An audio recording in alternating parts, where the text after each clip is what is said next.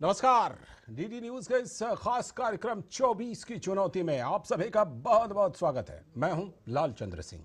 देश में आम चुनाव की घोषणा कुछ समय बाद हो जाएगी, लेकिन आम चुनावों को देखते हुए सभी राजनीतिक दल सक्रिय हो चुके हैं। जनता के बीच जाने के लिए सभी दल अपने अपने एजेंडे को धार देने में लगे हुए हैं। ऐसे में डीडी न्यूज लगातार राष्ट्रहित के एजेंडे को आगे रखते हुए आपको आम चुनाव से जुड़ी पल पल की घटनाओं से रूबरू करा रहा है। तो अपने खास कार्यक्रम 24 की चुनौती के जरिए साथ ही राजनीतिक पटल पर समय के साथ साथ बदल रहे समीकरणों का सटीक विश्लेषण भी पेश कर रहा है। हमारी कोशिश है कि आपको ये बताने की कि किस दल या गठबंधन के सामने किस तरह की चुनौती आने वाले आम चुनाव के मद्देनजर खड़ी हो रही है। तो आइए शुरू करते हैं हमारा ये खास कार्यक्रम 24 की चुनौती।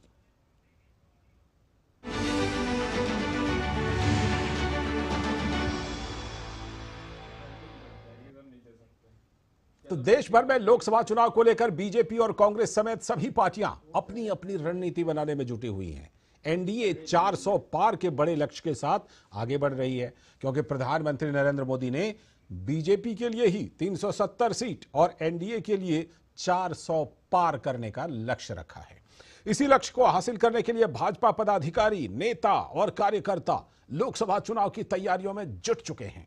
बीजेपी के अध्यक्ष जेपी नड्डा मुंबई के दौरे पर हैं। मुंबई पहुंचने पर पार्टी कार्यकर्ताओं ने फूल बरसाकर उनका गर्मजोशी के साथ स्वागत किया। और बीजेपी के अध्यक्ष जेपी नड्डा ने आगामी लोकसभा चुनाव में पार्टी को मजबूत करने को लेकर मुंबई में चुनाव संचालन समिति के साथ टिफिन बैठक की और क्लस्टर चुनाव संचालन समिति के साथ भी एक बैठक की, जिसमें महाराष्ट्र के उप मुख्यमंत्री देवेंद्र फडणवीस समेत मुंबई बीजेपी चुनाव संचालन समिति के पदाधिकारियों ने हिस्सा लिया।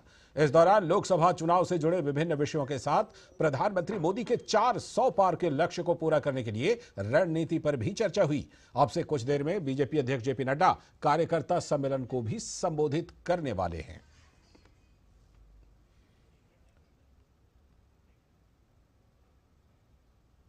बात दक्षिण की करते हैं। आगामी लोकसभा चुनाव के मद्देनजर तेलंगाना में जारी बीजेपी की विजय संकल्प यात्रा को अपार जन समर्थन मिल रहा है।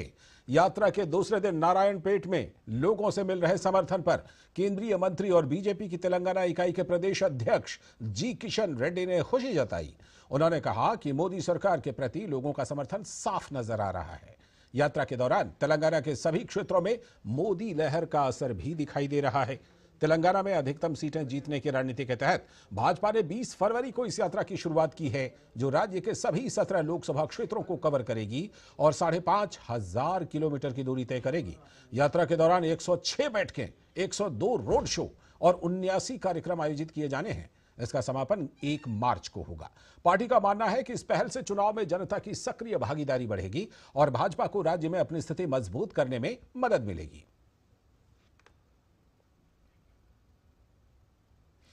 और बताते हैं कि दिल्ली में क्या कुछ हो रहा है। इस बीच लोकसभा चुनाव तैयारियों की समीक्षा के लिए बीजेपी के राष्ट्रीय संगठन महामंत्री बीएल संतोष उत्तराखंड के 2 दिनों के दौरे पर हैं। आज उन्होंने भाजपा पदाधिकारियों और समान विचारधारा के संगठनों के साथ समन्वय बैठक की, जिसमें बीजेपी के प्रदेश अध्यक्ष महेंद्र भट्ट और प्रदेश प्रभारी दुष्यंत गौतम, प्रदेश महामंत्री संगठन अजय कुमार भी शामिल हुए। इसके अलावा भाजपा प्रदेश नेतृत्व से उन्होंने आम चुनाव की तैयारियों को भी लेकर चर्चा की। कल वो बीजेपी के सभी मोर्चों के पदाधिकारियों की बैठक में गांव चलो अभियान, लाभार्थी सम्मेलन, दीवार लेखन सहित 5 अभियानों की समीक्षा करेंगे।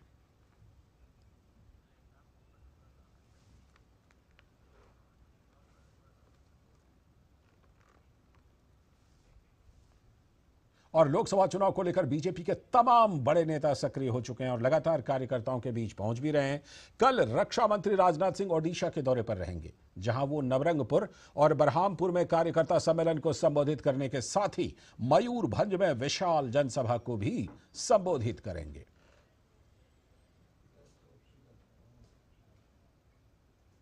और इससे पहले मंगलवार को भाजपा कार्यकर्ताओं को जीत का मंत्र देने के लिए केंद्रीय गृह मंत्री अमित शाह राजस्थान दौरे पर थे, जहां उन्होंने बीकानेर में भाजपा लोकसभा चुनाव प्रबंधन समिति की बैठक, उदयपुर में कार्यकर्ता सयपुर में प्रबुद्ध जन सम्मेलन को संबोधित किया। भाजपा के राष्ट्रीय उपाध्यक्ष और उत्तर प्रदेश लोकसभा चुनाव प्रभारी बैजयंत जय पांडा भी शामिल हुए। तो ऐसा लगता है कि भारतीय जनता पार्टी चौतरफा सक्रिय हो गई है। विपक्ष की क्या तैयारी है भारतीय जनता पार्टी के मुकाबले। आज इस कार्यक्रम में खास तौर पर इस पर चर्चा करेंगे। जुड़ेंगे हमारे साथ दो खास मेहमान भी, लेकिन पहले अभी एक छोटा सा ब्रेक के बाद लौटते हैं, फिर इस चर्चा को शुरू करेंगे। साल बरस और सदी नहीं, एक युग गुजर जाएगा। उम्र न पूछो वंडर की, जब फर्क नजर आएगा। वंडर सीमेंट, फर्क नजर आएगा।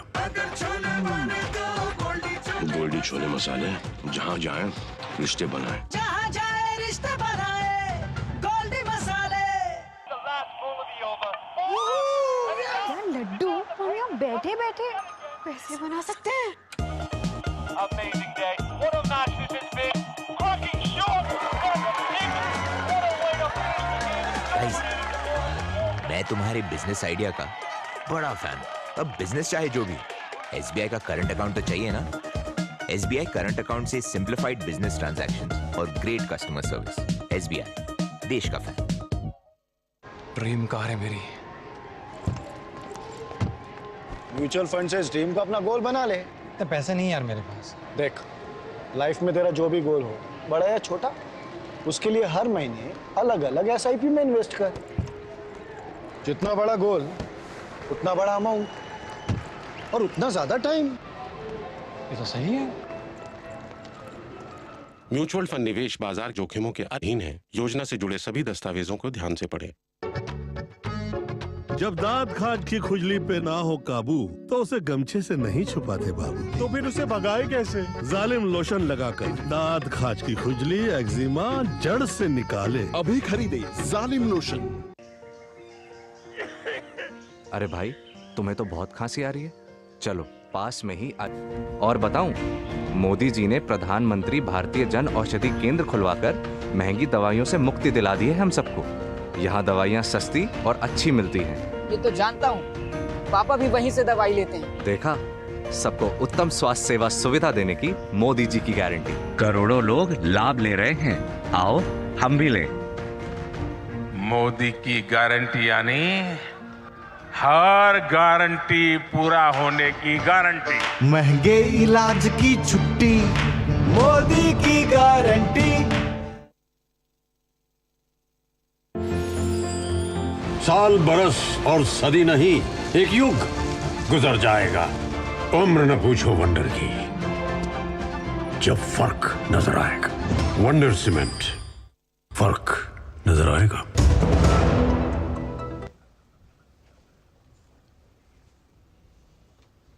स्वागत है ब्रेक के बाद। आप देख रहे हैं 24 की चुनौती, ये खास प्रोग्राम। हमारे साथ दो खास मेहमान जुड़ गए हैं चर्चा के लिए। सुधीर सिंह जी, राजनीतिक विश्लेषक, और साथ में अभय कुमार जी, वरिष्ठ पत्रकार। बहुत बहुत स्वागत आप दोनों का।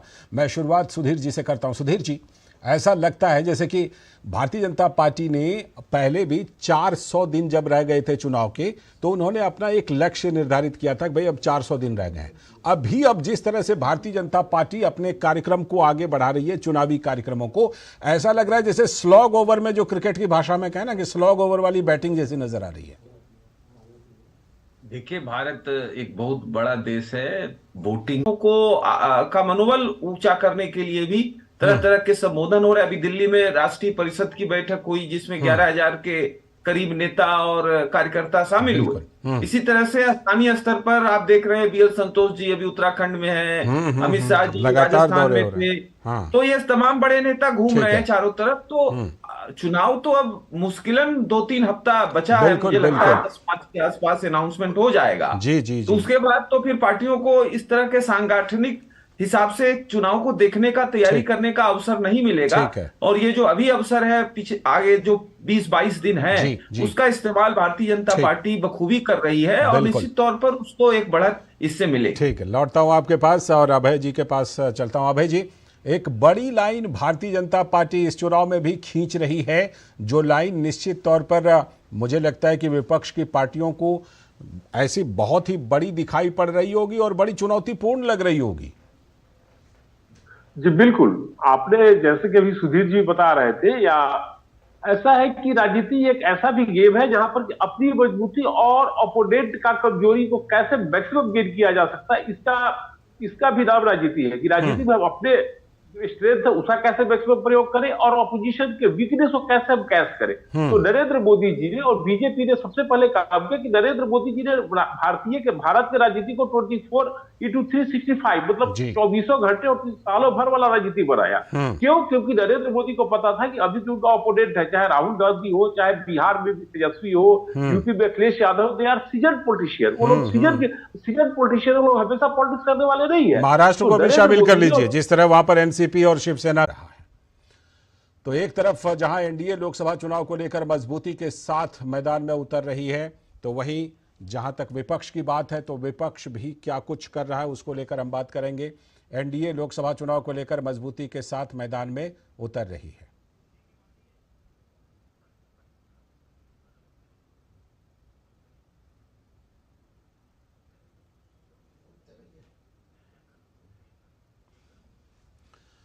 तो जहां तक विपक्ष की बात है तो विपक्ष के खेमे में जो कांग्रेस है वो अपनी न्याय यात्रा को निकाल रही है और न्याय यात्रा इन दिनों उत्तर प्रदेश में है।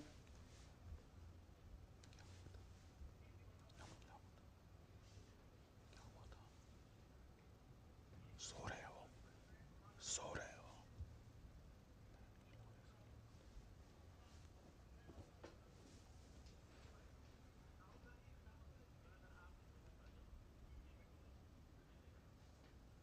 तो ये न्याय यात्रा को लेकर के जैसा कि हमने आपको दिखाया कि राहुल गांधी की न्याय यात्रा उत्तर प्रदेश में है और कुछ खबरें भी आ रही हैं। राहुल गांधी के बयानों को लेकर के विवाद हो गया है, जो विवाद थमने का नाम नहीं ले रहे।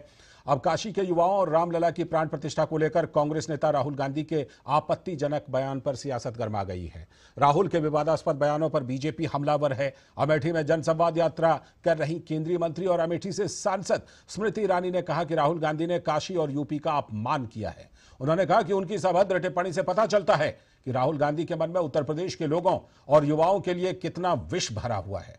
भाजपा नेता की शर्म हो जो राहुल गांधी में नहीं है। क्या बोल गए यूपी में कि पूरे यूपी की जनता नौजवान नशे में डूबा हुआ है। ये कोई भाषा है क्या? उस प्रदेश से जहां उनके खानदान ने राज किया है और उनको इतनी साल वो और उनकी माताजी एमपी रहे, मतलब ये कोई भाषा बोलने वाली है?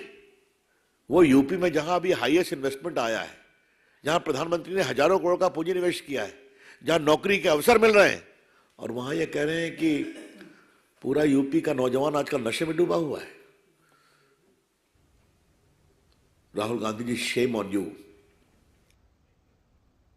तो बीजेपी ने इसे एक मुद्दा बना लिया, राहुल गांधी के बयान को और इस पर विवाद को। दरअसल कांग्रेस नेता राहुल गांधी ने भारत जोड़ो न्याय यात्रा के दौरान रायबरेली में काशी के युवाओं को लेकर आपत्तिजनक बयान देते हुए कहा था कि काशी के युवा रात में बाजा बजाकर सड़क पर नशे में दिखाई देते हैं। रायबरेली में ही भारत जोड़ो न्याय यात्रा के दौरान राहुल गांधी को स्थानीय लोगों के विरोध का भी सामना करना पड़ा और लोगों ने उन्हें काले झंडे भी दिखाए थे।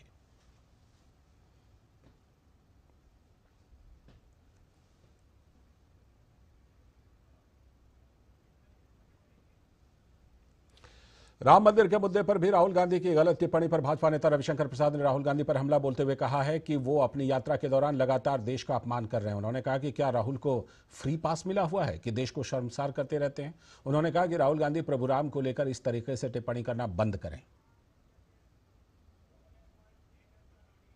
राहुल गांधी प्रभु राम को इंसल्ट करना बंद करिए। अगर आपको इतनी समझ नहीं पर और बची हुई 63 सीटों पर सपा या अन्य दलों के उम्मीदवार होंगे।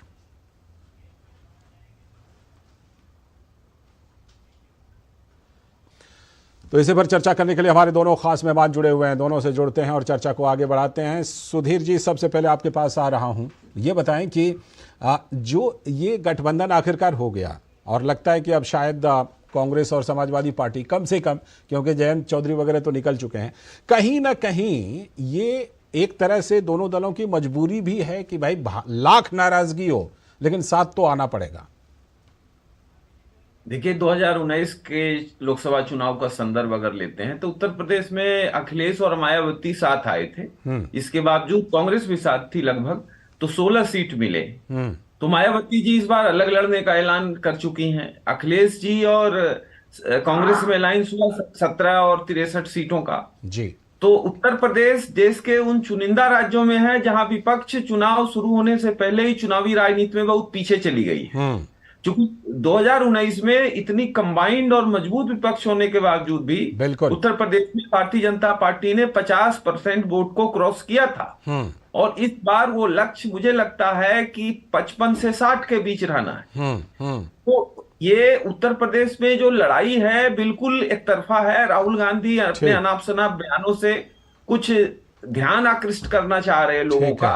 भगवान राम का मंदिर बना, जनता गदगद है, राहुल गांधी को इससे सीख लेनी चाहिए कि पीछे कांग्रेस पार्टी ने क्या गलती करी। लेकिन मुझे लगता है कि कांग्रेस पार्टी पीछे क्या गलती करी, लेकिन मुझे लगता है कि कांग्रेस अखिलेश का 224 सीट से 47 सीट पर आ गए थे और कांग्रेस पार्टी 28 से 7 सीट पर आ गई थी। तो इन दोनों का कॉम्बिनेशन काम करता हुआ दिखता नहीं है। इन दोनों के वोटर्स में आपसी सामंजस्य की कमी देखी गई है। तो यह हम एक्सपेक्ट करना है कि भैया यह मजबूती का गठबंधन इसलिए है क्योंकि अखिलेश जी के पास भी अपना राजनीतिक स्पेस बचाए रखने की चुनौती है। अखिलेश राहुल गांधी जी पर या कांग्रेस पार्टी पर भी क्या बेटी रायबरेली को बचा ले या फिर कैसे क्या करे, पर रायबरेली को बचाए या बेटी पर कुछ अच्छा परफॉर्मेंस दे, इसके लिए जरूर वो लोग एक साथ आने का प्रयास कर रहे हैं। लेकिन 2017 और 2019 की अगर हम बातों का ये करें, अगर हम इलेक्शन में रिजल्ट देखें तो ऐसा होता हुआ दिख नहीं रहा। अभय जी साथ में आपसे एक बात मैं जरूर करना चाहूंगा कि अभी जो बीजेपी ने मुद्दा बनाया है राहुल गांधी के कुछ बयानों को लेकर के, जिस तरह का बयान वो दे रहे हैं, ऐसा नहीं लगता कई बार कि वो सेल्फ गोल वाले बयान हो जाते हैं इस तरह के बयान?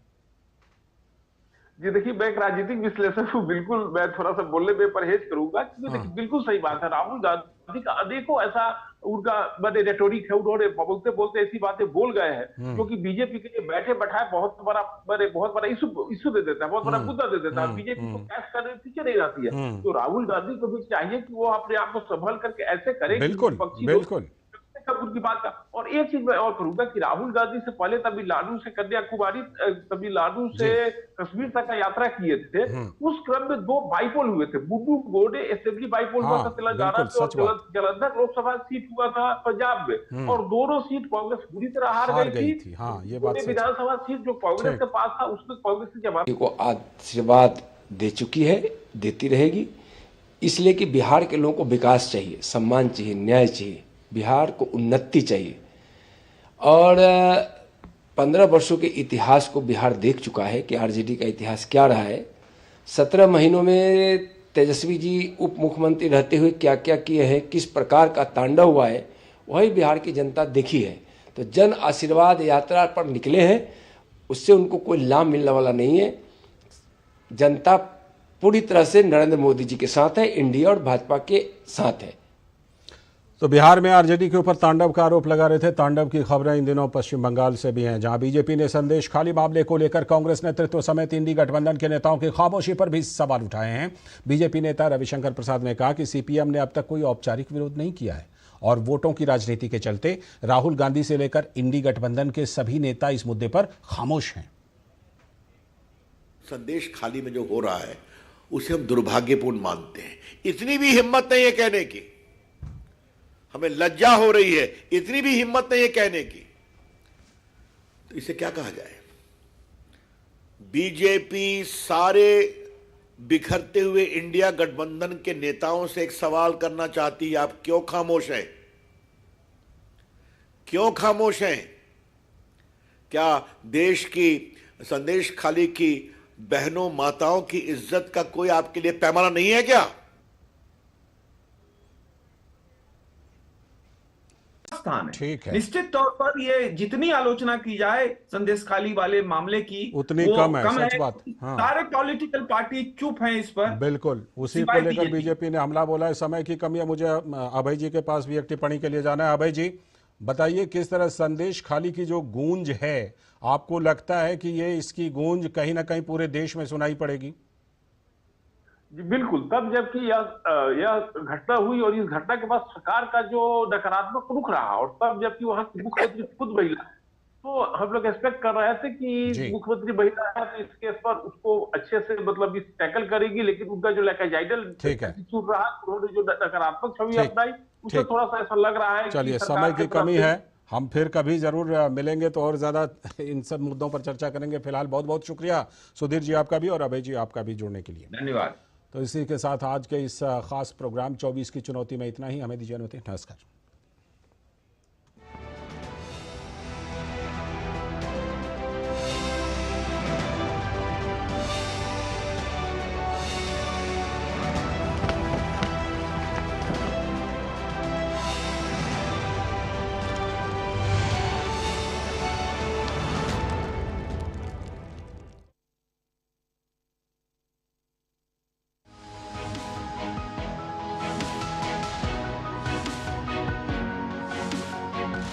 प्रधानमंत्री मोदी ने साल 2015 में आवास योजना का शुभारंभ किया।